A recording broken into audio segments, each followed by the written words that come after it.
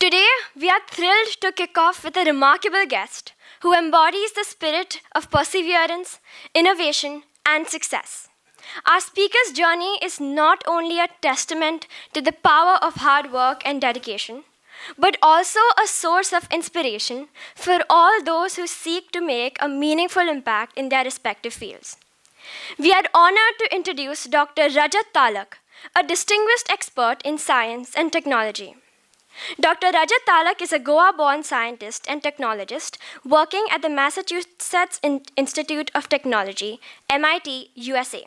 He did his schooling in Margao, Goa, before moving to NITK Surathkal and then to the Indian Institute of Science, Bangalore, where he explored and cultivated his love for mathematics, science, and engineering. At MIT, he completed his PhD and is today a research scientist working on robotics and robot perception. Please welcome our interviewee, Dr. Rajat Talak, on the dais.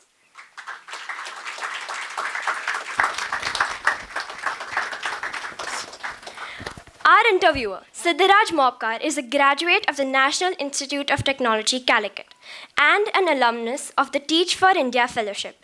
He envisions a world where young minds are empowered to make appropriate career and life choices. The last decade started with the spread of smartphones. The internet became widely available, the pandemic forced us to learn online, and the very recent developments in artificial intelligence have changed the field of education. Siddharaj has incorporated best practices with well-equipped lab spaces in classrooms, with Wi-Fi facilities which enable the student to attend the classes offline as well as online. Many students of Vidyavriksh have gone on to secure admissions in top colleges such as IITs, BITS, NIT, AIMS, GMC, GDC, and other engineering and medical colleges. Please welcome Siddharaj Mopkar on the dais.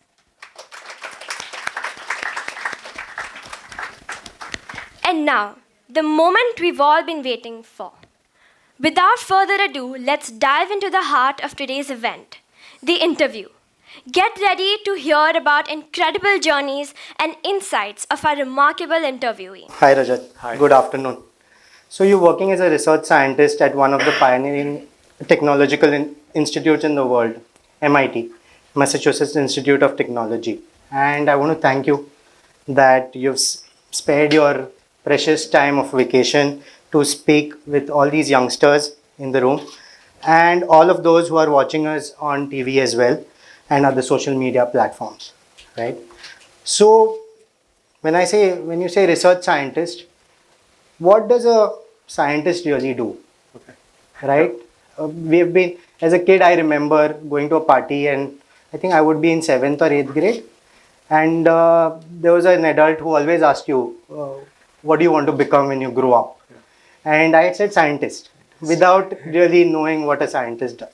So, can you help us spread a little light on what a scientist really does? Yeah, that's a great question. First of all, I want to thank Siddharaj for inviting me, B, having this new initiative where you're calling a lot of people who are outside Goa maybe to sort of connect with students. I think it will be very useful. And I would also tune into those programs because I want to know what other Goans are doing. So thanks for, you're doing very good initiatives at Vidyavriksh. So I want to acknowledge that because there are very few people in Goa who are doing the kind of initiatives that Siddharaj is doing. And that's one of the reasons I sort of accepted and readily said yes to come here. Thank you. So we saw, we didn't know like how to make things that will fly. Forget long distances, even like short distances or time of flight, reasonable, say 30 minutes of time of flight. We didn't know. But now we do because of discoveries. Today, there are so many things that we still don't know. People are, these days the buzzword is like robotics and AI. But that is an aspiration to build something that looks like a human, behaves like a human, acts like a human. We don't know how human brain works. We don't know how our physiology, biology works. We want to make machines that work like that. So there are a lot of unknowns. And so science is basically, there's a boundary between what is known and what is unknown. And it's about pushing that. So that is what scientists try to do. Mechanism wise, how it works is usually the people who get to do these things are academicians, that is university professors. So, so if you're a university professor or maybe even a research scientist, that is assistant professor, associate professor, there are different ranks. But so what you would generally think about is where that boundary is in your specific discipline. What is it that needs to be done according to you? And of course, that opinion is formed by talking with other scientists. And what is it that needs to be done? What is it that you can do in maybe next 2-3 years? And then you'll write, say, funding proposals. Now there are government. So main entity that funds science is government across like US, India, China, Europe, everywhere.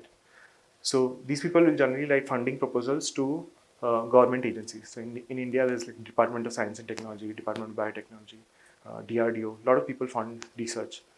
So then your proposal, so your main aim, one of the part of being a scientist, like seeing where that boundary is, writing proposals, I want to do this, you'll get money. So that's the first part.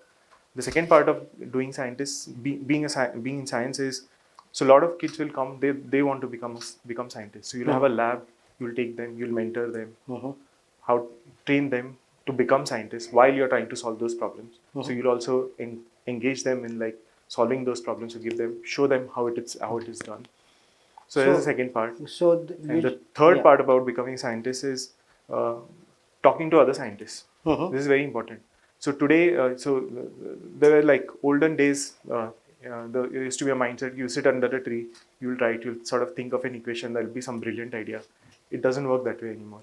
So these days, you have to talk to other scientists, see what is going on, travel the world, also talking to other scientists. Yeah. So that part, I guess, is probably common with like other fields as well, but in science it is also there. So these are three things that a scientist does, and people who do science are mainly academic, like professors in your IITs, Indian Institute of Science, Tata Institute of Fundamental Research, statistical institutes. So that's in India. So, what I want to pick on is the problem solving that you said, right? And that is the driver for any sort of innovation, right? Like, you want humans, as we have evolved from the from apes and whatever, like, Yeah. and the only thing that has driven us is we have been trying to solve problems. Could you shed some light on, as a robotic scientist, like scientist in Right. robotics, what is it that, what is the, how do you go about solving a problem? So everyone will have their own answer. So I don't want to like say there's one way of solving problems, but yeah. So let's say maybe robotics, right? What people have been trying to do is so you want to build a machine that sort of is like a human. So olden days, we like, let's say apes, you said, is we build tools that helped us do things like cut and maybe climb and uh, drive with a wheel, light fire, and of course this got more and more sophisticated with like agricultural revolution, then industrial revolution. We developed machines, but now we want to do something more sophisticated because we have computers on a chip. So the size of the silicon chip has sort of gone down. We can do a lot of computation on it. So we are thinking more like, can we make something that is almost like that can replace humans in many of our mundane activities?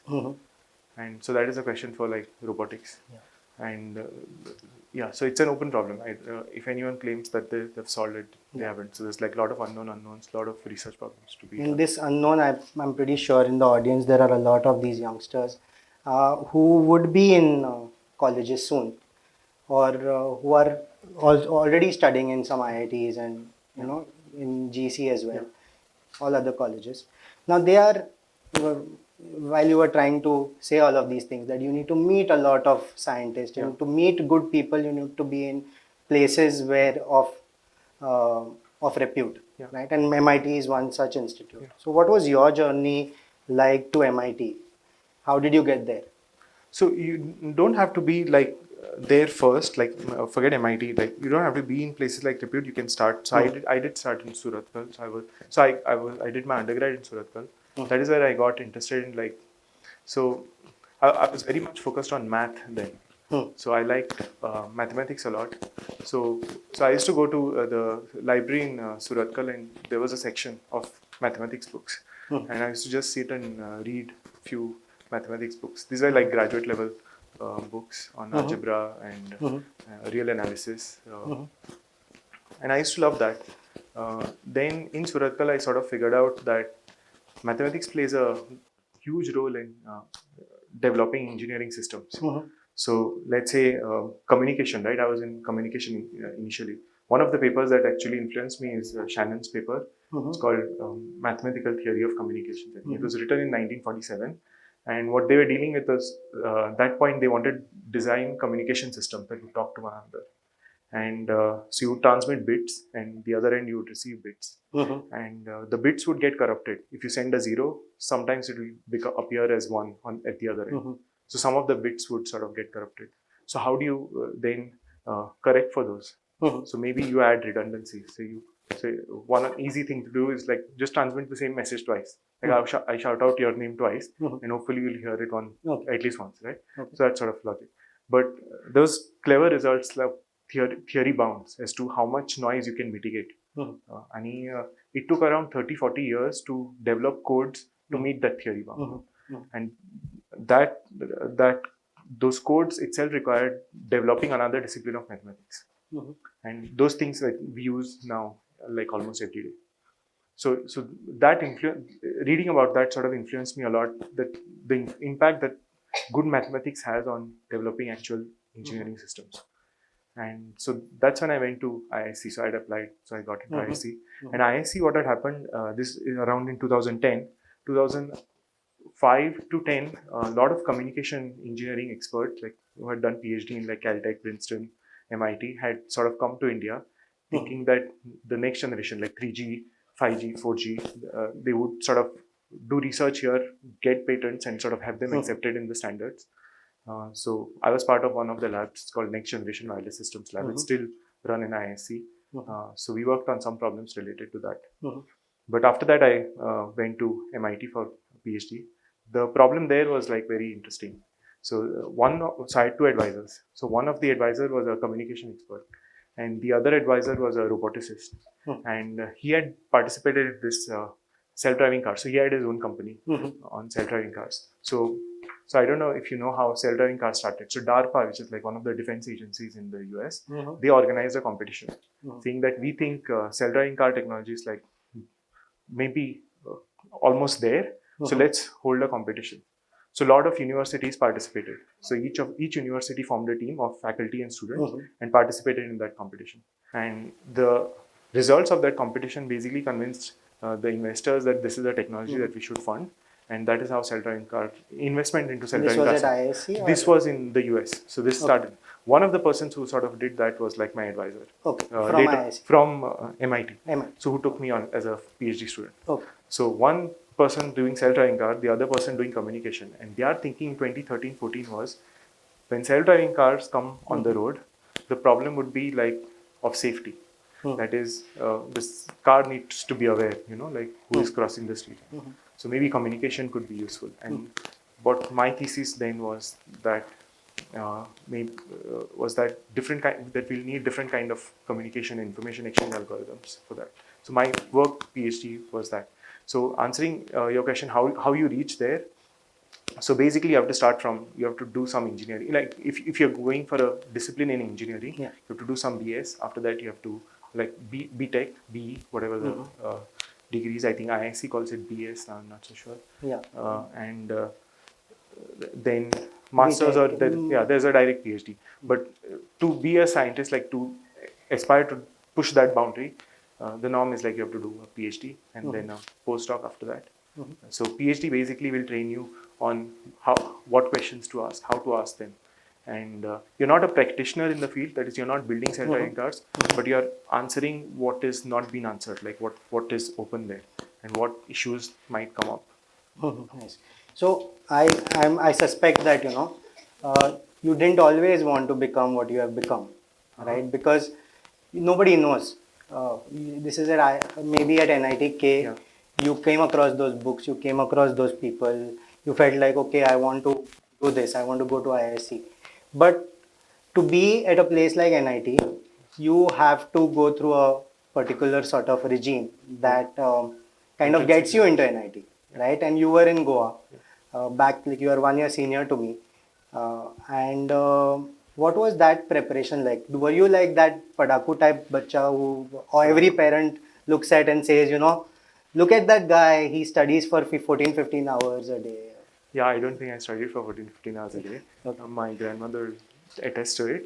Yeah. But yeah, padaku, so that's a new word. Padaku, nerd, whatever, Okay.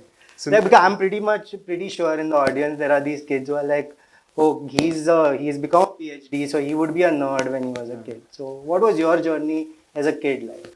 So I was not very good in studies. So I used to get like 80-ish%. So maybe I should tell the story. Yeah, let's see. So I used to get like 80%, okay, on a good day. Otherwise, I would get 75. Uh, just passing distinction. So Yeah. then what happened was, so there was a close relative of mine, Sankit Timle.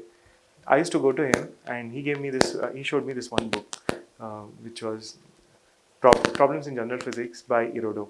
So these are old Mir publishers. I think they were published during Soviet era books. I've solved the first page of it. Yeah.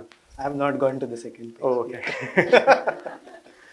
So I like that book so much. So he introduced it to me in like after 9th standard, and we got to discussing, and I liked it a lot.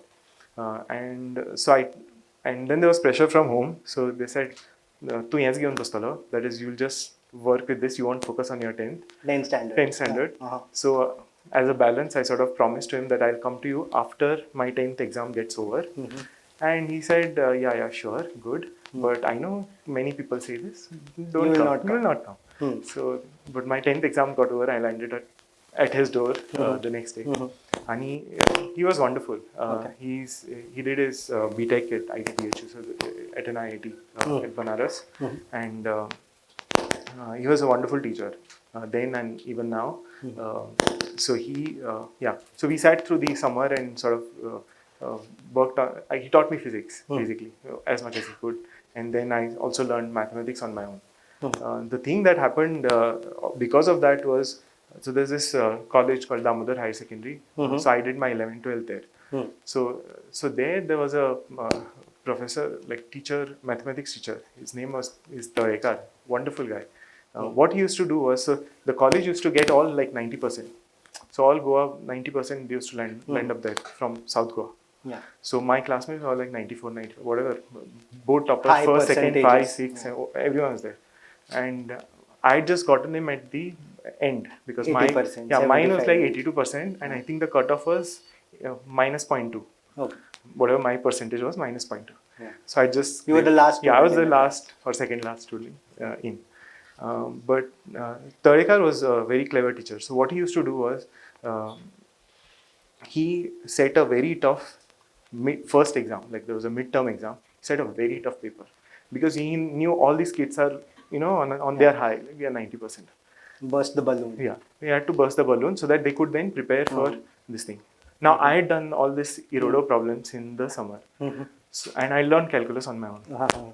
So the first exam, the board highest, I think, got like 19.5 or something, and a lot of people failed. That was the intent, and like 19.5, something 50. I don't remember exactly, but not many people got more than 10 out of 20, and I got 20 on 20. Oh. So now everything like sort of went through the roof. So everyone's like, where I didn't get that. Yeah, I know. But so I'm honest. Honest in thing. So but they everyone got curious, like what happened, and so somehow people figured out that I used to go to Sankit Timle. It was so much. I think the principal also came to me. Like I was in class one day, and suddenly I got this thing that principal is calling me, and I got like, what have I done? I've not done anything. So I go outside, and he said, who do you go to consult? And then I realized that his daughter was in the other class. Okay. So he wanted sort of advice for that. So that happened. Okay. And but it was fun. And so then what happened was, like, a lot of people rushed to Sankit Timle, who was my teacher, that please teach us also. and he was reluctant to teach IITG, and that time there were no classes. Yeah. So Prabhudesa, I think, just had started in Panje that time, Okay. and there were no classes then. Yeah. So people just rushed to him, and he was like, I'm going to take. We were also pushing him to take. So then he started a batch. But I think because of that pressure, Prabhudesa shifted to Madgaon for that summer or something, or the following summer to teach our batch. And after that, A that lot demand of them is got through bits and yeah. So IITs that entire batch then got through bits because and they were IITs. our seniors and Yeah. So that was like, I think, the first demand that Prabhudesa met for the IITJ coaching. So I've kind of so I regret starting IITJ coaching classes in Goa. So I don't think anyone should go to coaching classes, but we'll discuss that later. I do take coaching classes, but not the types not the types Don't do that you mugging. have mentioned here. Yeah. Now you were among these very few people from Goa who went to these colleges away from home. Yeah, Nustena, and, you Nustena, go right. Nustena, and you go away, and then you meet this whole pool of kids who come from all over India, right? And when I went to NIT Calicut, I was in a disarray for the first 2 weeks. I was like, where am I? What am I doing? So many different states. You can hear Telugu from one side.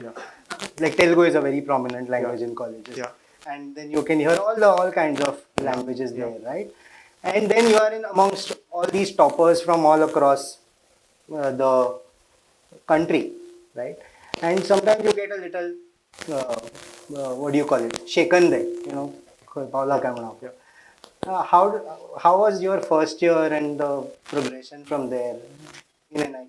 Yeah, actually, that has been a good experience, not just at Suratkal. Right from Damodar's, I got thrown into a place where they were all board toppers, and they were very good students. Okay, even now they're like doing really well. Suratkal, I got into again. I was almost at the bottom, getting in, but the student crowd was amazing. So I learned a lot from them. A lot of times, what happens in India is there's a scarcity at the supply end in terms of education. Like, there are not good educators. There are not good institutions, but there are a lot more people who want good education. So I was one of them. So, but what you can learn is from that student crowd. So I learned a lot from Suratkal. And the same thing was then again at ISC, because that's again toppers from everywhere else, and again at MIT. So actually, to answer your question, what happens is, so at MIT, right, the biggest problem among students is imposter syndrome. Okay. That is, they feel that they are not good enough. Because there's so much of a brand and this value that is created. Everyone feels like I'm in this place and I'm not maybe good enough. And in some measure, it exists in all places, like Indian Institute of Science at Suratkal. So that part is common. So how was academics like from first year? From first year to because you applied to IISc after that. Yeah. So I'll maybe say one interesting story there, and that is so a lot of people did this competitive exams, right, and they reached there. To my surprise, so that time, right, it was. I don't know. Right now, the NITs are like 50% for the state and 50% national, right? And now that we have one, we don't really have those seats that used to be reserved for Goa. Right. So that is what I was talking about. So my batch, we had that. I think it continued 2-3 years after. Our batch was the second last batch. Yeah. So that's correct. So 2-3 years after our batch, it continued, and then they stopped it. So I got on those seats for Goa. So only people who had ranks behind me were people from Northeast. And so that's largely same case. But right from the first year, right, every time what happened was the exams or whatever academics, I would easily, out of class of 70 in the EC, I would easily be in like top 15 or 20. So right from maybe in 60s and out of 70. At the start of the so college. At the start I would be like 65 or 67 out of 70 according to those competition rankings, AIEEE that time. I would go to like 10 or 15 depending on the subject. I would also be like one in few subjects. So why do you think that is? Because there are so many people who have studied so hard, have got ranks above you, but then you end up so that is the reason I want to tell this story, because I think the reason was a lot of those kids went through this competitive exam preparation, and they were just solving those problems. I didn't go to any coaching institute. I didn't even go to Prabhudas. I studied by reading books. So when I went to university, I knew how to read books and learn for myself. But everyone else struggled because their way of learning for last 2-3 years was, this is the exam paper, this is the pattern of questions, and you'll have a preparatory set of like hundreds of questions, maybe thousands, and you'll prepare that and then go and answer that exam. Now, once you're in university, there's no pattern like that. You're learning what you want to learn. There are optional so many courses, there are books electives, there are so many choose books. from. You can read this book or that book. It depends on you. What will come in the exam, nobody will tell you. Since you started learning on your own as a kid, And what just was... to mention, like it's not just like what will come in exam. You're developing that skill which you'll use as your professional skill, right? After you graduate. So it's not just answering that paper and sort of getting away with it. Because if you just do a fudging job, then the employer is going to find out. Or there's no way you can aspire to be a scientist then. So you have to really read and learn for yourself. And learn that which you want to learn. So, since you did that earlier in your, while you were growing up in Goa as a teenager, a lot of teenagers are in the room right now. So, how do they inculcate this habit of, learning on their own? What was your go-to method, or what happened with you? Learning on your own, I mean, you have to be very curious about things, right? You have to figure out what it is that you want to do, and then hopefully, I mean, once you figured out that this is what you want to do, then you will be curious about that. And then to satisfy that curiosity, you need to read. Need to read a lot. So have to have a reading habit. When you read, you will develop thoughts. So once you develop thoughts, you know that you want to articulate it and put it down on paper. So you need a writing skill. You need to write. You have to develop that. Then maybe you have to talk to other people, right? That I've developed these new ideas. So maybe you need to be able to articulate and talk to another person. Communicate in whatever form you can. And whatever you do, whatever you aspire to do, you can't do it alone. So you need to work together. So you need to find friends who are doing something that maybe you're not good at, but the other person is good at, and then collaborate. If you look at all these skills, right? What did I say? Reading, writing, articulation, collaboration, speaking, collaboration. And now look at our education system. It sort of discourages all four. Yeah, it just promotes, everybody wants to be at the top of the class. No, but like rote learning, right? Yeah. Let's say your exams are based on rote learning, then you're not reading. You're reading only that is what is prescribed. You're not articulating your own ideas in terms of writing. So reading, writing is gone. Then telling about your ideas to other person. You don't have any ideas because you're doing rote learning. So telling to another person is like obviated now. Collaboration though is finished because of other reasons. We are competing on a linear scale. So if I'm good, then the other fellow Siddharaj may be like not good. Then that sort of thing happens. So then collaboration is gone. So if we don't have all these four skills or all these four culturally ingrained in our students, or like when let's say we become at say age of 23, 24, when we start our professional careers, then we can't do much. And that's a major thing. Yeah, and I see this too as a teacher, when I get students who are of younger age, let's say about 10, 11, they would have a lot of questions to ask, and when I ask them to ask questions, they would ask questions and try to find out, and want to work with each other. There are times in class where I would ask them to collaborate online these days, because most of them come online, so they would collaborate on let's say a presentation or whatever. But the same thing as I start teaching, let's say students of 9th, 10th standard, there's a lot of I see students struggle to express, because I think somewhere the student also feels judged, that they need to be right always, right? And this collaboration thing is largely absent in our. So through this initiative, I would also want to tell the public that let's do something where the students can collaborate, where students can Yeah. have a parallel sort of learning track for them, Yeah. which is self-organized around the students. Like I have a student, Sai Pranav, for example, because of his father's support, he's been able to create projects with other students in Goa, collaborate remotely. Uh-huh. He recently participated in MIT uh, App Inventor, did well. Now he's got an opportunity to visit MIT. Maybe he'll visit very you nice. soon, Yeah, of course. right? Yeah. So maybe after this talk, you can have a chat with them as well. And it's all his initiative, zero effort from my end. It's his parents who have encouraged Cool, him Sai. to. Sai Pranav, can you stand up? Yeah, yeah, Congrats. yeah.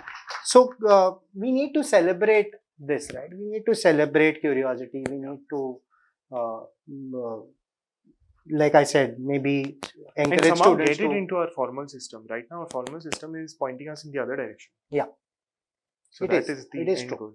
Yeah, that's the end goal. But in our small ways, we can Yeah, still of course. start at this point. Uh, when we talk about students being curious, doing things on their own, trying to ask questions, collaborating with other students, all these things, um, what would you advise these students sitting here? What do they actually do concretely? Yeah. That this curiosity stays alive for longer than Yeah. what the system tries to do to Yeah. us. Yeah. So I'll tell you what I did, because so in 11th, 12th, as well as later on. So rather than just going, doing rote learning for answering competitive exam, I just stayed on reading books. Hmm. It's not, people say it's not the best strategy, but it helped me keep that creativity and sort of, curiosity alive. It was your own Yeah, initiative. there's that idealism that you should keep alive. Otherwise, you'll go dead. So in Suratkal, what I did is, so there used to be courses, and you have some prescribed books and things like that. But I never just relied on that. That time, internet had just come, and MIT OCW was there. Oh, yeah. It had just come. Yeah. There were no video lectures like now. But so I would go on those pages and I would see what are the equivalent courses that are being taught in other universities around the world, Mhm. and what are the reference book that they are prescribing, and I would try to make it a point to read that. And being at Suratkal, one good thing was they had a very good library, Mhm. so you could go and get those books and try and see. Because kind of textbooks you prescribe also matters, because the books are at the end written by authors. It's author's perspective on how you should do them. So if you read it by some really good person who has spent like a career doing that in that field, if you read that, then it has a different way it can teach you. So for example, physics, right? There'll be so many people teaching physics, but nobody has written books like Feynman has. Yeah. Or H.C. Verma has. So Yeah. you have to like get to the right books. So I kept doing that. I don't think I was alone in that. People do it. So that is one thing that you should do. Like answering exams is like one part, but don't treat it as the whole 100% of your effort. Keep some part, and as much as you can work for like reading, developing curiosity, and keeping that idealism alive. And I have a similar story to share about my 11th standard, right? For the first 6 months of my 11th standard, I was clueless what's happening in maths class. I got good marks in 10th, and I was like, now I don't understand math, right? But I didn't tell my parents, of course, because they'll get all anxious. Luckily, Nitish, my friend, he's sitting right in here in the audience. He was reading a book in the library called Thomas and Finney. That was prescribed by Nitish is from IIT Bombay, my batch. But it was prescribed in those universities, and he was reading that. And of course, we were in the library that time. We had played a game. It was, and then he just opens a book. And he's like, "It's Thomas and Finney," and I'm like, "What is Thomas and Finney? I don't know." And I just happened to pick up, and without thinking, I just went and bought it. Right? Good choice. And this was around mid-December that I opened that book. And for some reason, after reading a page, I got so much into it that from 11 to 2 every night I used to sit. And for 15 days, the most calculus that I've learned in my life is in those 15 days. Not before that, not after that. After that. Means the most, like the crux of my knowledge comes from those 15 days, right? And it's from these books. So what like a message that goes out here from your life is, and okay, from my experience as well, is that uh, whether you do well in those exams or not, if you have the innate curiosity to go out of your way to pick up a book, to watch a video, to do a course online, to maybe participate in a competition across the globe, like Sai Pranav has done, and and just give it your best there, can propel you no matter what your status in the classroom is. Because largely we do this thing for, that we feel better about ourselves when we do well in the exam. And that is kind of given importance. Yeah, our exams are a bit of a problem, and scoring based on that is also a problem. So, in the US, there's a system, at least so for the graduate school, right? So, or even I think undergrad, they don't reveal the grades of, they won't reveal your grade to anyone else. So it's privately to you. No. So there's no like ranking system. It's sort of a. So it's not out in the open for people to. Not like in our case, let's put on notice board. Prasina. Or on the front page of the newspaper, the whole ad. Yeah, that's right, what. today. Yeah. So it's for your personal evaluation that I wanted to learn this, and these are the things that I worked out and did on my own. So where am I lacking, and what can I do to improve? I think it's An more exam for is that. meant to serve a purpose to just know where you are and to improve you. And so that you can make those corrections. It is wherever not required. to say Siddharaj is first, I'm second, and I'm. This I see in most schools that I go to, right? Like there are students sitting here who do that right now. That's your job. Yeah. I don't so know in how schools they would be like, I got 19 and he got 19 and a half and 20, right? Like out of 20. I said no. I said I got 20, some other guy got 20 and a half. I'm very happy I think about that. all those people started listening to us right then. Okay. So as a teacher, I want to ask you, like, I meet a lot of these students all across Goa, right? In schools, some of them come to me in an after-school program, and as a teacher, I would want to ask you, what can I do, right? Like as a teacher, that keeps this alive for most of them. Don't make the exams 100% of students' effort. Like that's not the only thing they're aiming for. So you'll have to take additional effort to teach the subject in a way that again drives them towards curiosity and sort of pushes them towards reading and exploring. And so one of the things that I found is like if I start reading, right, the way I understand it, there's a threshold point. So if I read like below that threshold, right, I won't be able to compete with the people who do competitive exams. Let's say, right, there are people who just do, let's say, competitive exams, like just see final paper and just try to learn what is required. And let's say I'm doing only reading. There's a threshold. So if I read below that threshold, I won't be able to compete. But if I read up beyond that threshold, right, then it's sort of in my body. It's in my system. Yeah, it'll come out instinctively. So then no matter how much preparation they do, I'll be able to beat them. So you should read beyond that threshold. And maybe the right answer to that for students as well as teachers is that inspire students to read beyond that threshold, figure out what it is that you have to read, and make sure that they put in that effort to read, and you should also help them to. If you below that threshold, it won't happen. So you may get complaints that I'm reading, but I'm not able to compete. Because the threshold. Maybe you're not reading the right books. Or maybe I have this analogy. I was speaking with a friend yesterday night. For some other reason, I told him, like, it's like opening a tap, That tap is not open for so long.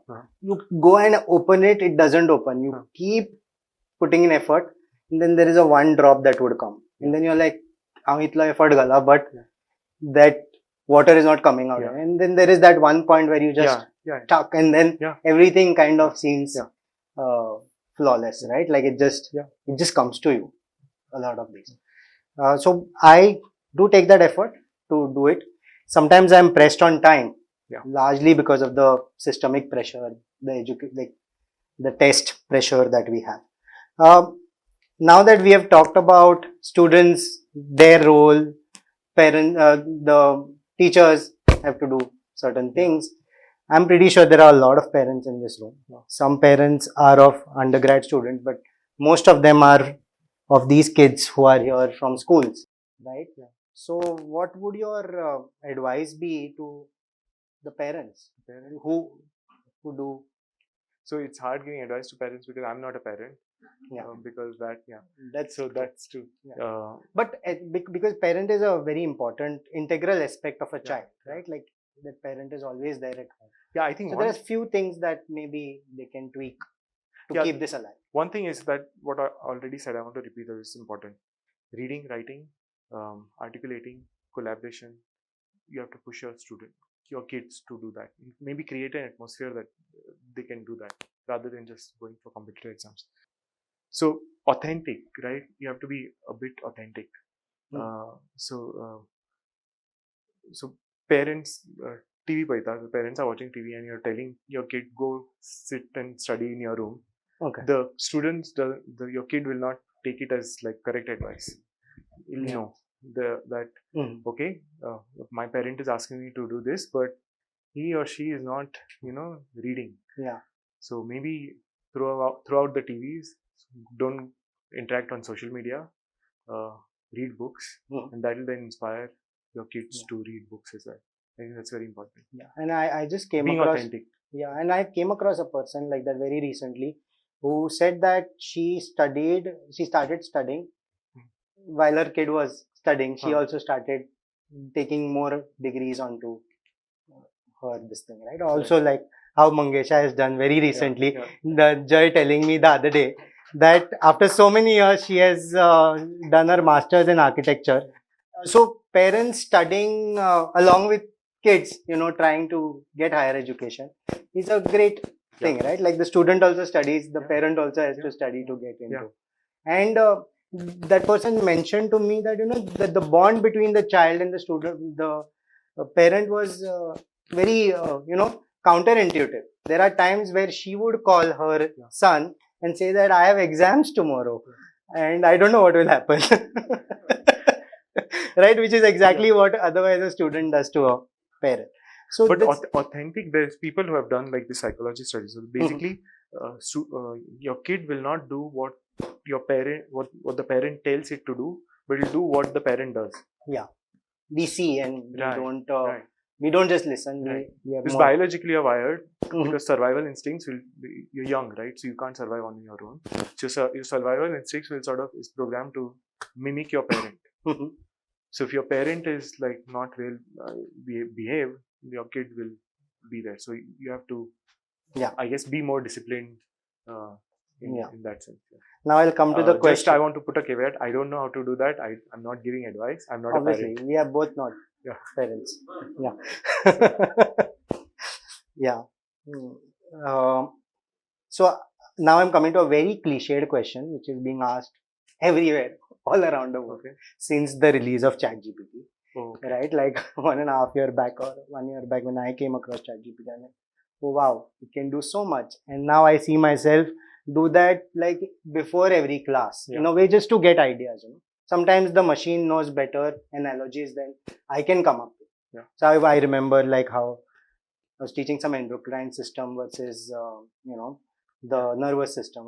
The kid asked me this question: what is the difference between the two? I'm like, both do the same thing. I don't know how to explain this. And it came out with a very nice analogy. Like it said that the hormones are like you imagine a football field. The players are the neurons, and the coaches are like the hormones sending messages to those players. It's not necessary that the players listen to the coaches, but the coach does try to tell them what to do. And it was a very nice analogy. I understood that part of biology for the first time in my life in a very clear sense. So, and there are a lot of aspects to AI. So initially, let's just focus on the education part of it.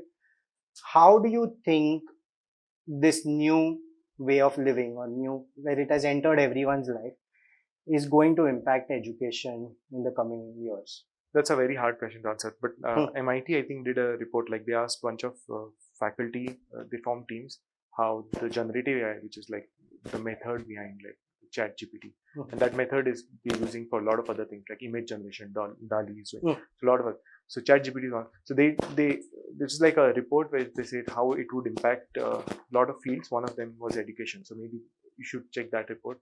So that's a pointer. About using ChatGPT, so you said it knows better than you did, right? But Google already knows better. Like with Google search, you'll get things, and it'll know better than what you know. ChatGPT, there's a problem with that, and that is it hallucinates. So it can hallucinate. So it'll give you an answer. It may not be correct.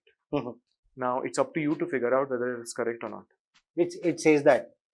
Right. Okay. So I'm glad it says that. It says that at the bottom that I hope in like good bold font and not some small. it is in small print, but So, I happen to read it. So yeah. So yeah. that is the problem. So if you start reading that and believing it, so there's that caveat. But in general, how this will impact. So in general, like the communication technology, like a lot of the content is available on YouTube or some video platform. So what is the impact on education? How would universities teach? There are all these questions. I don't think there's a straight answer. One thing is for sure.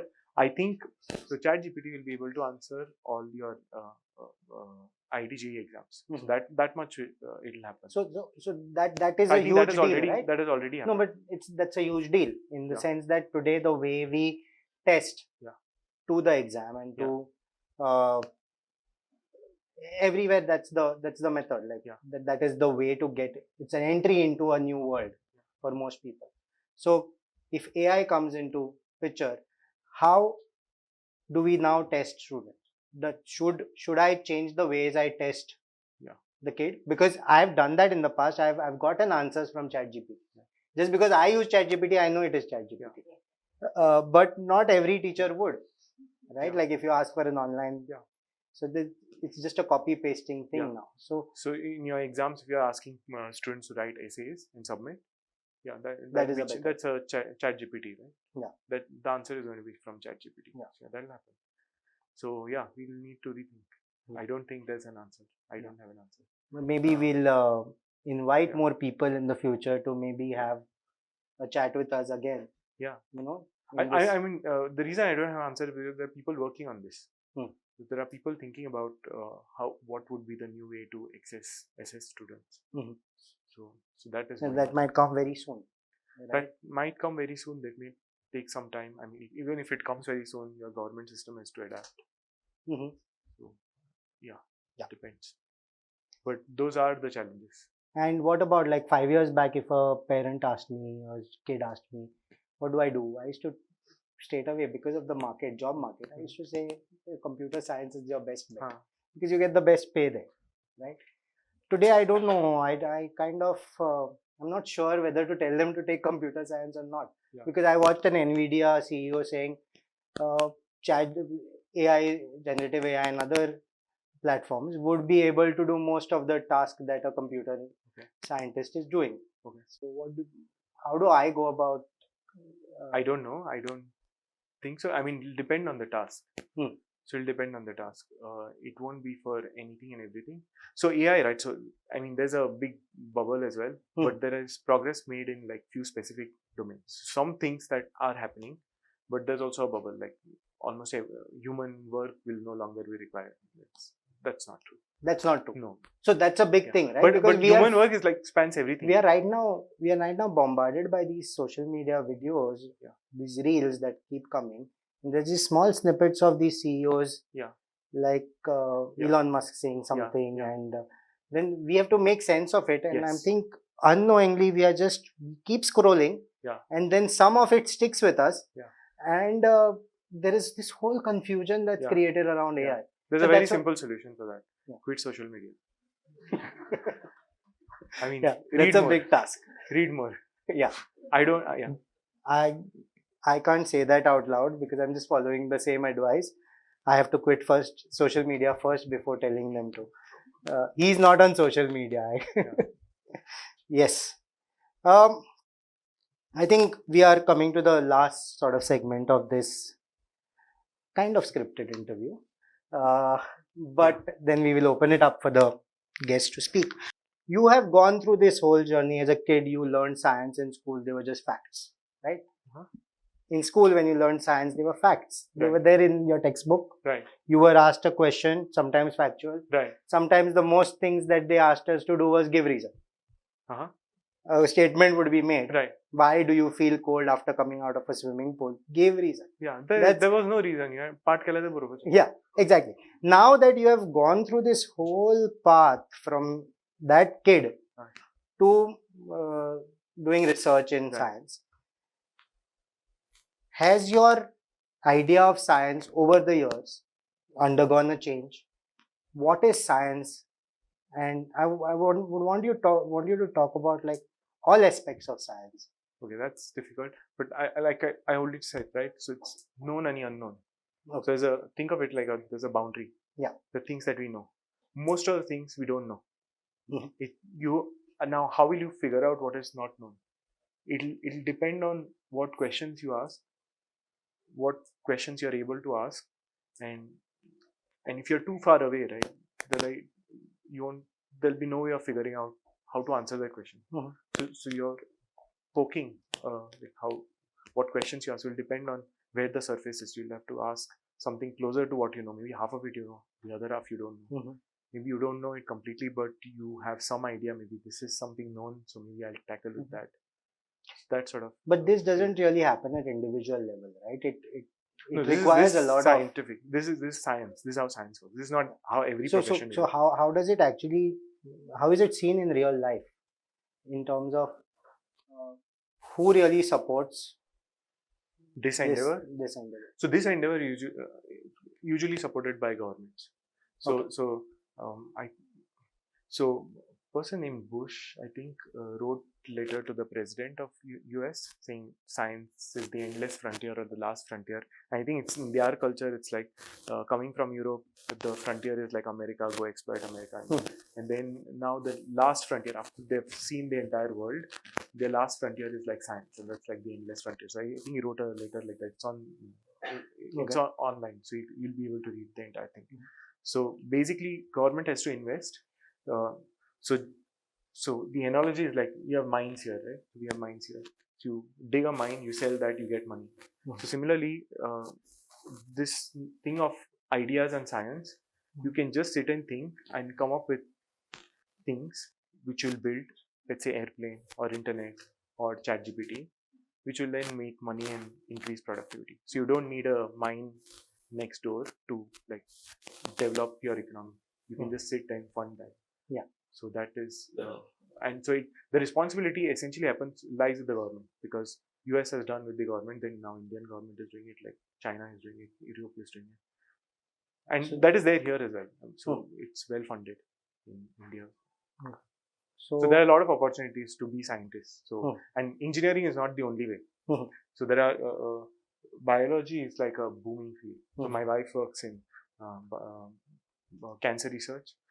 So yeah, you should talk to her after that. Yeah. There are a lot of We cool have open her problems. here in the in some, maybe after a couple of episodes for your next visit to India. Sure. Maybe we can Absolutely have her here, and you should ask maybe her. she can also. I think she has agreed already. Okay. Yeah. So that's between the two of you. So yeah. Okay. So I'll just conclude this. I'll say that here we are, two Goans chatting about science, education, whatnot, right? And there are people around here who would soon be asking us questions, us as in you questions, right? What can we, all of us, including the public here and back home, with this telecast, prudent, what can we do to promote science, math, and technology in Goa? there's no one answer. Yeah, but then give us options. I'm glad to know that you feel it. I mean, you want to do it. I think that we have to get to a point. There are a few of us who want. Yes. So we have to get to a point where everyone feels like we have to do that. So I think that is more the need, because I think right now the number of people who want to do this might be limited. Hmm. So, and then I think people will find ways. Like we're having conversation. We talked before Yeah. about this. You chatted with a lot of people, and a lot of people supported you, Prabodh, and you said like it started the conversation, right? Yeah.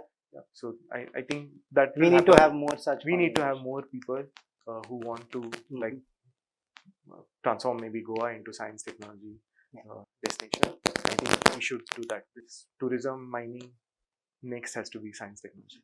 Yeah. I think on that note, like Rajat said, tourism, mining is the Yeah. past. Yeah. Maybe science and tech and education. Science and tech and education is the future. And on that note, since we are starting, this is a beginning. I will not say this is the end of the show. This is just the beginning. We've just done just the two of us were talking here now. I want to invite all of you, especially the kids sitting here, right, to bombard Please. questions to Rajat, and hopefully they will be answered. Yeah, if I don't know, I'll say I don't know. That's how it goes, right? Anybody? You have a question? You were here. So as we are progressing, we are having more and more fields developing. You're doing research. There's AI coming up, and there's a gazillion other fields that I don't even know of. When you decided you wanted to be a research scientist, didn't you feel that maybe there is something out there that's even better? How do you know that this is right for you? What if there's something out there you don't even know, but it could be working better for you? Yeah. So you should ask your school and your whatever. So you're in school. Yeah. Okay. So you should probably ask your school to give you that information, because being a scientist like one field, but there are economists, there are people who are experts in say finance, CA, chartered accountants, lawyers, doctors, all sorts of things. And I think it's school's responsibility. I think it's education system's responsibility. So to have that arrangement for you so that you can go and know at least for yourself like what is there. Then the other thing is like new professions come up. Okay, like as technology develops, new professions come up. So you'll have to also be on your toes. Like what is what has future in it and what doesn't have future in it. So, but to me, yeah, when we decided there was like nothing. So we got one, we just went with it, and it was worse for the previous generation.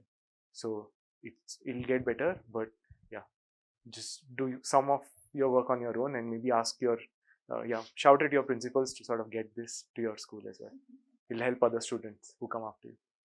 Yeah, I remembered a small story. I was in one of the schools. There's this coaching institute which had come, and one of my students, Manali, she's not here. She wanted to become teacher at that point. She comes up to me and says, "We were only given two options: engineering and medical. They had this test for them, and there were only two options. And I was this one guy in her life telling her, you can become whatever you want to, and all that." And she like, I just have two options. Today she's in IIT, but at that point she wanted to become a teacher, right? Whereas yes, and maybe she will in the future. So I really enjoyed your session. Thank you very much. I actually want to address Sama's question, if you don't mind. Yeah. With your permission. Please. Okay. So I want to say to Sama and everyone else who has similar doubts that whatever you choose as your first career after 12th, right, that is not the end of the road.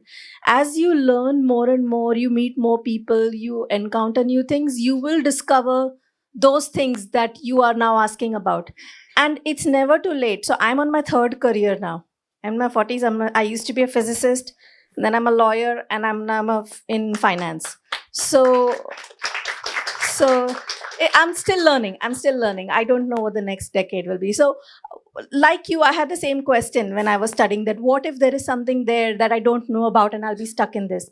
So I want to say to you, you'll never be stuck. Just keep exploring and keep going. Great. Thank you, ma'am. May I know your name, ma'am? Shalini. Sir, I wanted to ask that if you are trying to read more books and all, what is a good place to find out about which books to read and how to decide what book you should read next? So in general, there's no answer to that. But specifically, if you're looking, let's say, so what is your what are you looking at? Maybe give me a subject that you're interested in. So say physics. Right. So if you're interested in physics, so other people are also reading physics. They have something online, right? So you can then browse that. There will be university courses on that. So then you can sort of browse that and figure out for you like what is a good book. But for that, you'll have to like talk to a lot of people. Okay, sir. Yeah. So that is one way. The other way is like if you are, let's say, in touch with Siddharaj, or there are some institutions that you are part of, school, you have teachers there, they can guide you. But in general, there's no like a quick answer as to what book is good. You just have to read. So a lot of times happens that I take a book. It used to happen as well when I was young, reading about calculus. I take a book, I don't understand for the first few pages, I leave it. And then I'll pick another book on the same subject. I'll try exploring until I sort of get the author. So you also have to develop your meter, like what works on me, what doesn't work on me. But chatting with other people who have done that, been there, also helps. Okay, sir. Thank you, sir. Yes, so as a child, if I have any idea that I want to turn into reality, it's in general, how would I go about it? Oh, what idea do you have? Yeah. Uh, I Basically, mean, don't tell the idea, but like whatever. yeah, but like basically, I have this idea, but there are lots of blockages. I'm trying to Google the stuff, but it's not giving me the right answer. It's not what I'm looking for.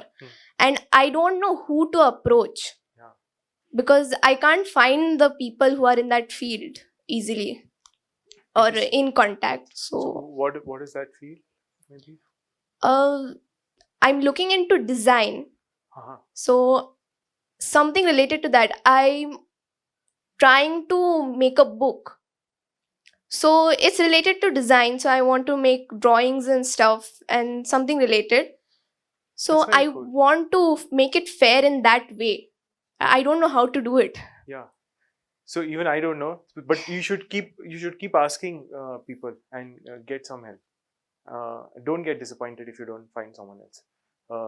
You have it, you feel about it so passionately. You should just keep asking anyone and everyone you can. Don't be afraid that someone is going to say no. It's not going to happen. Try something else.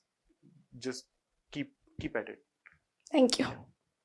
Largely, this is what you spoke about as imposter syndrome. It's not only in those colleges, it's also in these students who are trying to do something new. And I've seen her rough work, and it can be converted into a very nice, Very book. And it was her effort of, because I allowed her to, you can communicate the way you want. Yeah. And she shared those drawings with me. It's pretty good. Okay.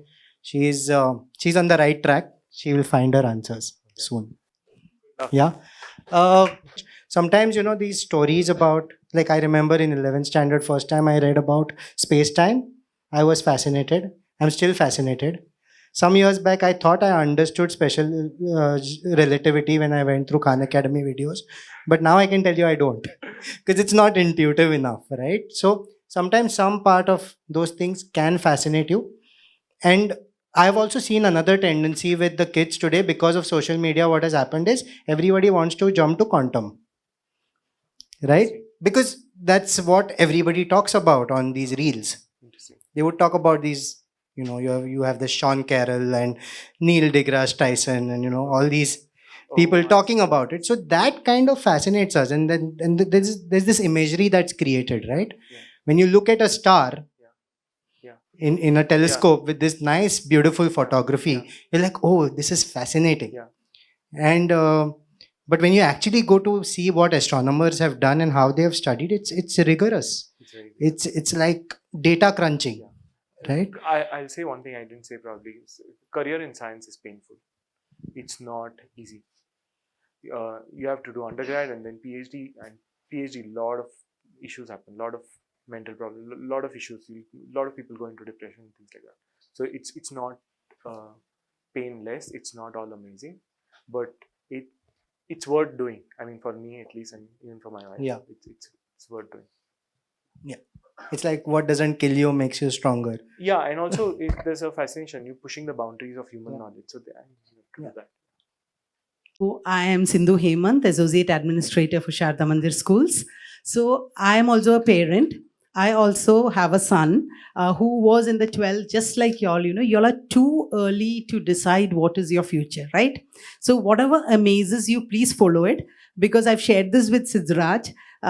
Once my son was in the 12th, he only wanted to even for Prabhu Desai sir's classes. He only wanted to do engineering, nothing else, nothing less than that, okay?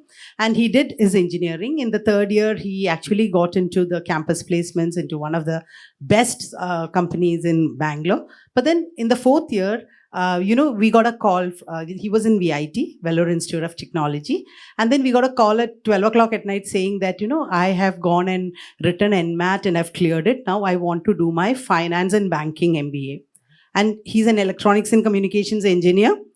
And, I was like, what to do, but my husband stopped me from stopping him, and he said, you think for 2 days and get back to us, because it's just a complete shift from engineering to finance. So but then he was so adamant. He was saying that I'm really in love with finance. I didn't know what I was doing when I was in the 12th. I was too young to decide. All my friends were doing it, so I did it. Okay, then he did it. He did his MBA in finance and banking. And then again, after the first year, when he did his internship with SBI Caps in Mumbai, again, another call. This type of calls we generally get at midnight, from the hostel. Okay, it's very scary. So again, we get a call in the first year. See, all my mentors there, when I went for my internship, said that, you have to do your CFA right now. You are just 21 or 22, and we are doing it at 35. So you go for it. So again, I'm an educationalist and my husband a banker. And I said, we are not into business. It's very expensive affair. Are you sure you will be able to do it? Again, my husband stopped me. He said, let him follow his dreams. He said, no, I'm very keen. I think I can do it.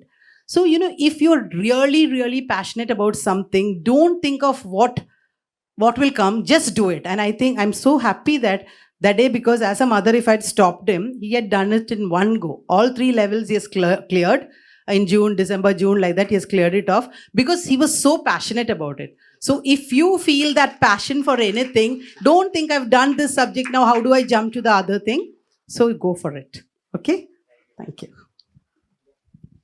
And if you want to do finance earlier, maybe pick up on finance books now as well. Hi Rajat. I wanted to ask you about. I actually just went out some minutes back and I saw your book. So I wanted to, even while you were speaking about reading and writing, I wanted to ask you about your journey of reading something in languages other than English. Yeah. Like in Konkani, when did it come about for you in terms of reading books which Yeah. were not part of the syllabus? Yeah. So yeah, I just wanted to share that, get some insights on that and how that informed your reading and writing journey. So I don't read a lot. I haven't read a lot in languages other than English, including in Konkani. Although I have a book outside after this in Konkani, and that is because I think I speak and sort of articulate in Konkani much better than maybe in English. So I think that has come about that. In terms of bilingual and multilingual, I don't know, but it will impact you. I don't know how, but so language is not just language, like it's culture and things like that. So you possibly have to have like 2 ways of thinking. I haven't done reading, but yeah. So I'm sorry, I can't answer that question because I'm not experienced enough to answer that question, I guess. Hello. Hi. So Hi. I just had a question about research in general, not related to careers or anything. So I just wanted to know about how much more advanced is the technology that's being used for doing research as compared to what the public usually have access to. What do you mean by technology? Like For doing the research? stuff that's being developed, and like what is the gap between it being developed to it being able for the public to access? Oh, you mean like is there a Chat GPT, some other Oh version? yeah, sort of there's like that. no. So So it sort of, so science exploration, right? It sort of works slightly differently than the technology development. So what will happen is your frontier will keep expanding of knowledge, but with the new discoveries of knowledge that you've had, you're going to use that and previously what you have known to develop products. So that's sort of like an orthogonal. So there's no like ChatGPT next version that is only amongst scientists and everyone else doesn't know about it. So that doesn't happen. And is it the same with the defense sector as well? Like, Oh, defense, I don't know. Yeah. There'll be like secret labs doing a lot of some stuff, right? But the problem that happens in those is like some people may have some technology, like um, I don't know, but what happens is because it's like a secluded chamber, right? Um, best discoveries happen when things are in the open, like everyone is talking to everyone else and everyone has the opportunity to sort of push the boundaries, so that those sort of thing results in the best success. So if you have an institution which is sort of walled from everything else, it's hard to do science there. okay, and I've just got one more question. This with being in regards to the career. So, at what point is it too late for someone like me? Like, I'm in my third year, final year of university now. At what point for me is it going to be too late to do a complete 180 in career? And for context, I'm doing computer networks now. And if I was to get into finance, Yeah. which I think I like, but I Yeah. think I'm decent at computer networks. So should I just stick to what I'm good at, or should I go into what I like, what I think I like? So you heard two answers, right, already? Yeah, I have two answers, but then I agree with those. I have a bit of a different view because Yeah, okay. I feel like at some point I have to decide what I do, and I don't see myself changing careers over and over again. So that's the reason I'm asking you. Yeah, it's not easy. The person who said she had 3 careers, I'm sure it won't be easy. So Yeah, it's going to be very hard. So we have examples here in the hall, so you can do it. But yeah, if you don't want to, then yeah, you make No, sure you pick the right thing. Yeah, it's not that I don't want to. It's just the uncertainty kind of gives me anxiety. Yeah, so that's the reason. Yeah. I was just wondering, is there a point where it's too late? Where For you, it's not too late. Yeah, I mean, I'm still young, but in the future. I don't think it's too late. If you want to change to finance, you should change to Okay. finance. Yeah, thank you. Rajat, you mentioned about if you have to compete with the people who are studying for competitive exams, and if you like reading, then you should have that threshold reading. Right. Beyond threshold, you can succeed. Below threshold, it will be difficult. Yeah, that's So my how theory. do you define that threshold? You don't know beforehand. So it will vary from Yeah, person to person. my observation is that there is a threshold. Okay. Rather than, so usually we have belief that these are competitive exams. This is how you prepare for them. Just take the similar type of question paper and just keep answering them and you'll get there. There's no other way to study. I think there is this way. I personally did it this way. So I think there is a threshold. What threshold it is will depend on a lot of factors. How you read, what you read, how you'll understand when you read, what books you pick, what educators you have. It will depend on all that. But there is a threshold. Is sort of my theory. But it varies from person to person. It will vary from. Okay. And now I just want to. But I haven't done like studies on like this will be for someone cognitive science, like people who do sociology. And this is not a question just to my you. personal theory. This is not a question to you. It's a reply to Yuri and Karthik. Like I'm the person who passed 12th standard in 1987, and just because I got good marks and everyone going for engineering, I went for engineering. After doing electronics engineering for 4 years, I realized that I don't like this. So I did management because again there was a craze. I did 2 years management in marketing, and then I realized I don't like this also. But to my fortune, there was something called as finance.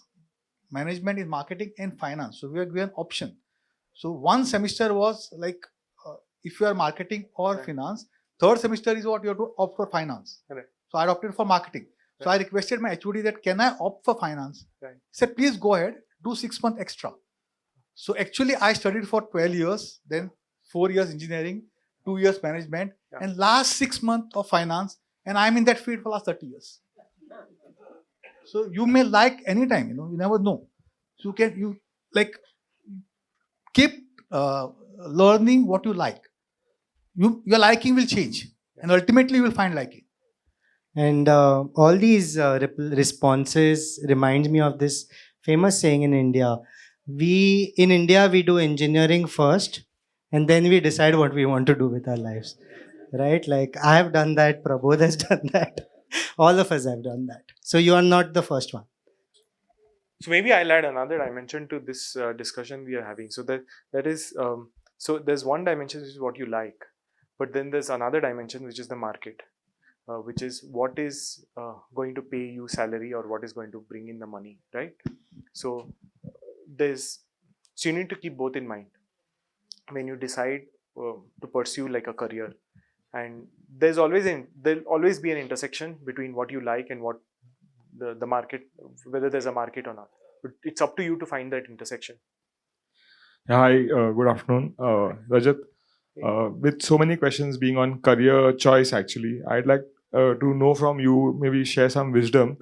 At a zoomed out level, it may feel that, okay, you are working in finance or you're working in engineering, you're working in, say, civil or you're working mechanical. But at a granular level, you're actually working with numbers and problem solving. So, in 11th, 12th, we are taught logical reasoning, problem solving. That same skills could be actually implemented across all the sectors. So is it important actually? So say you are a robotics and machine learning engineer. If you were to suddenly forced into finance, you would be able to develop machine learning models to solve out financial problems maybe.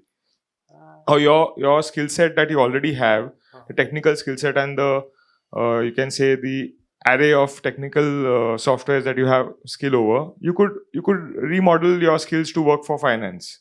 That's what I'm trying to ask you. If you have some share some wisdom on that it's never more about choosing a particular career but developing the skill set of problem solving, then which could be implemented to any career field, which could be implemented to any sector, which is at a zoomed out level seems different, but at a granular level, when you're solving actually problems, they are quite similar.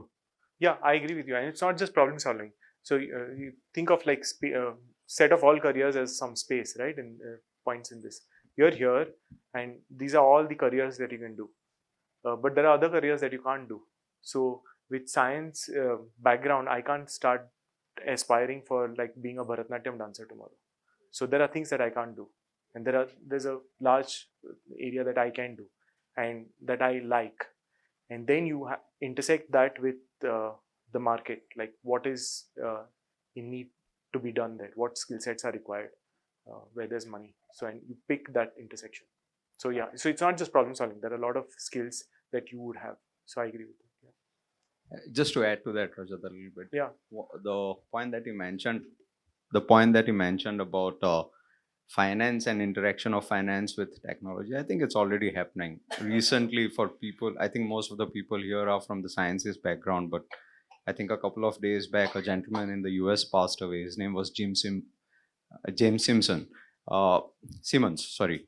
One of the best traders of the world, and he had developed algorithms to trade the markets. So he's a math student, NASA scientist, code cracker at the CIA, and eventually a finance guy. So those interactions are already happening. Even in India, you have algo trading. So Python coders, they develop algos to trade. And especially with the institutional investors, when you want to log out huge orders into the markets, it's written in programming style so that at a specific price points those orders get triggered so that you don't move the share prices a little too much. So just interaction of finance always happens with technology. So all the tech guys, whoever wants to get into finance, I think there's a huge demand for it. And the other side is answering my son again in the public open over here. He's also into cybersecurity. I think finance and cybersecurity also goes a long way, and it'll have a great market. Now, one question to you, Rajat. Yeah. How important is formal education beyond graduation? Is it really required in today's Asian world? It depends on what you want to do. So something in probably technology or something like that? No, but like technology is big, broad. But if you want to be a scientist, if you want to be a researcher, like discover things, then probably you do need the skill sets of a PhD. But a lot of things that get done in industry, you don't. You can just start with after a bachelor's degree. But then I've heard there are other things like even though you're capable in the industry, they'll prefer a person with a higher degree. So people try to just get the degree for the namesake and then go there. So there are things like that going on. So it'll depend on like what your trajectory is. If you want to start a business in trajectory, probably you don't even need bachelor's. So I mean, so it depends. So yeah. I'll move back from the career uh, advice to students and teachers maybe. So you mentioned about curiosity driven reading and articulation of your thoughts, which is easy for someone to understand. Okay, I like certain topic. I'll read more about it. I'll maybe frame my own words. I'll make a YouTube video or I'll write about it and so on. You also mentioned another important thing that should be developed, that is collaboration. Yeah. So in today's system, Yeah. how should we collaborate, like as students, and also maybe advice for teachers, like how would a teacher encourage collaboration among? Yeah, so right now there's no activity that your SSC board or HSSC board will sort of say, though they have done good collaboration, so mark one for them. So it's difficult, but let's say before your SSC or HSSC, there are internal exams, right? So if you have like subjects where you're encouraged to sort of, you're given points or things like that based on, there's some evaluation based on working together, collaborating. It'll be My useful. question was more on an individual level. So like if a kid, like if someone likes certain topic, like could be Right. design or whatever, Right. he or she can just go and read about it, and the reading and articulation is solved. Right. But what about the second part, which is collaboration? How do I seek collaboration? I'll get very unpopular, but I'm itching to say study less, play more. Okay. Because yeah, that is one way people collaborate, right? You play sports, yeah. So that's one way. But incorporate activities like that with Thank your you. school colleagues, friends. Thank you. These days there are competitions, right? There's robotics competition and some other competitions that go on. Schools participate, Yeah. right, with like forming teams. I think those, yeah. Yes. Hello everyone. Myself Devta Umarie. I am an assistant professor.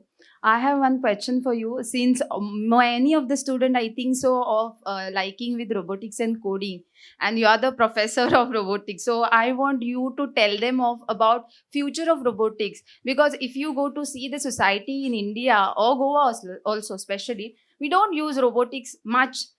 Never in education, recently it is started, nor even in our daily life. If you go to foreign countries, they use robots for cleaning their houses and all those things.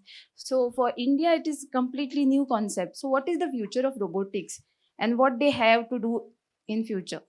So firstly, I've lived in the US, but I don't use robots in my house as well. But robots are there all around. So even if they are not in like houses, manufacturing is highly automated now. I'm pretty sure I haven't been to a lot of manufacturing plants here, but a lot of them will be automated. So if you are to be employed as an engineer, you need to know some of these skills. So I think that will be important. There are other fields where robotics is getting into. One is defense. You see like a lot of drones being used in fighting. So that is going to pick up, and that we have no control over, because if say China does it, then India will do it. So, and you need engineers. Exactly where, so this then comes to like not just science and technology and exploration, but like economics and where geopolitics is shaping and all those other questions. And so that's again the market part. So I would say that consider the market part as a secondary thing. First, figure out what you like in the whole space of things that people do, right? Work. And then once you figured out this is what you like, then you figure out the market. Because my this thing is, if you're in a career which you don't like, you won't sustain for a long time. And to make any career, you have to sustain in that for like 30-40 years. And so that would be my answer. I don't think I can tell you like what the future of robotics is. It's very hard, because tomorrow if some investors stop funding robotic companies, and then things will go for a slump. But yeah, in general, there are good use cases which may not be like in your house, but they are still being used elsewhere, and it is important. Yeah. So you've been talking about ChatGPT and how it can do so many things. Now we've also been reading about how many things AI can do. So what things can't AI do, and what will it never be able to do? Like what jobs are safe from AI? So whatever you heard about what AI can do, it can do that minus something, and the rest of the things is open for humans.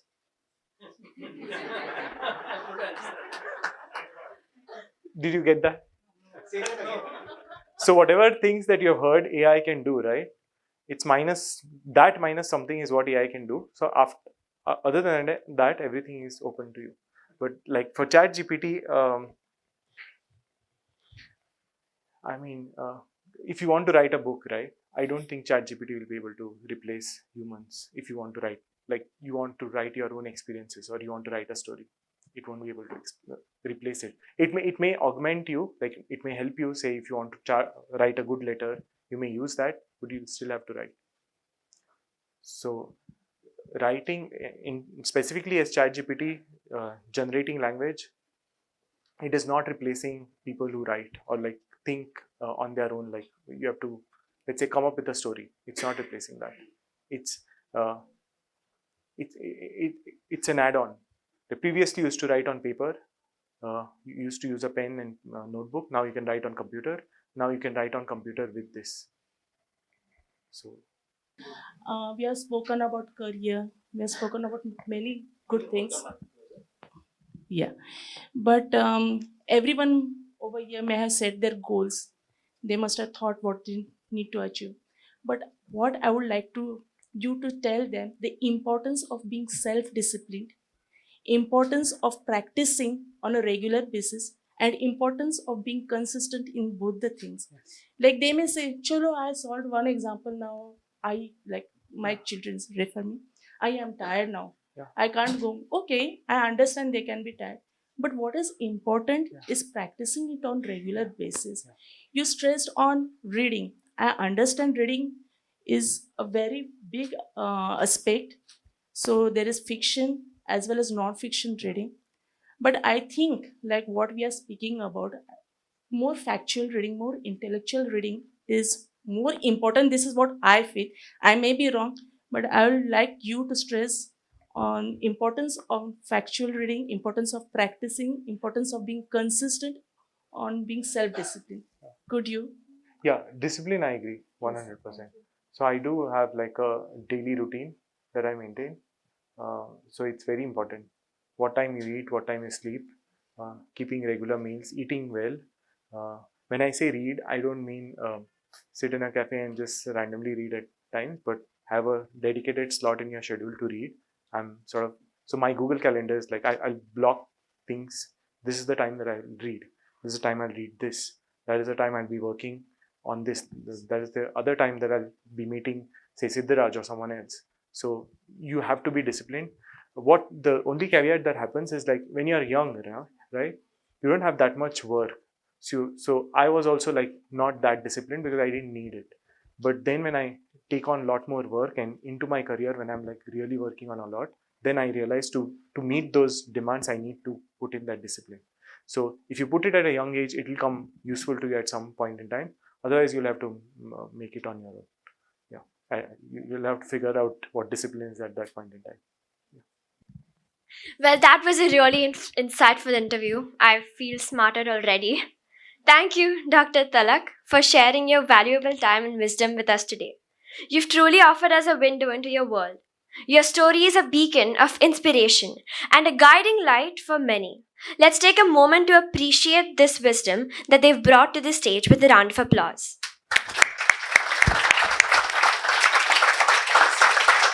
I also want to thank each one of you for attending and contributing to the success of this event. Your engagement and curiosity are what make gatherings like this so impactful. We look forward to seeing you at our future events, where we will continue to bring you closer to the voices that shape our world. Thank you and have a wonderful day.